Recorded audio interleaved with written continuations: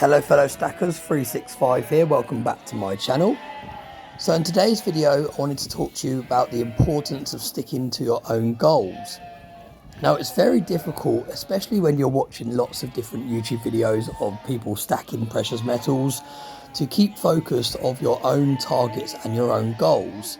Now it's very easy to follow the crowd and become a sheep, if you like, by seeing what other people are buying and buying the same as them, even if it didn't fit your stacking budget or your stacking goals for that particular month or for that particular year.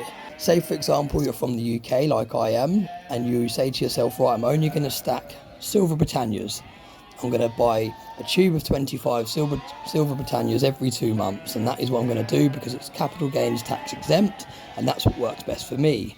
And then you watch someone that is from the States or from a different country and they unbox some American Silver Eagles or some kangaroos or whatever it may be, and next thing you know you've gone out and you've bought those pieces of silver. Now suddenly you have bought some coins that don't fit your stacking goals. They might not fit your budget either, and when you come to sell those items they won't be capital gains tax exempt, and you've diverted your course for your targets. So I do think it's very important. I've chosen this location to film today because some people do turn into sheeps. They look at other people's focus and what they're trying to achieve, and instead of focusing on what they want to achieve, they start almost transitioning into the person that they're watching their videos or the person they follow on Instagram or whatever it may be. They start following their goals and they start thinking, oh, I want to buy that new watch because they bought a new watch, or I want to buy a new pair of trainers, or look at their nice car, I'm going to save up and buy a new car. So I think it's very important to stick to your own lane, stick to your own goals, stick to your own budget. Don't feel afraid to here and there make a kind of random spontaneous purchase because you've seen someone unbox something online that you like, but just don't kind of make a habit of following different people's paths. Make your goals, stick to your goals, and reach your stacking targets.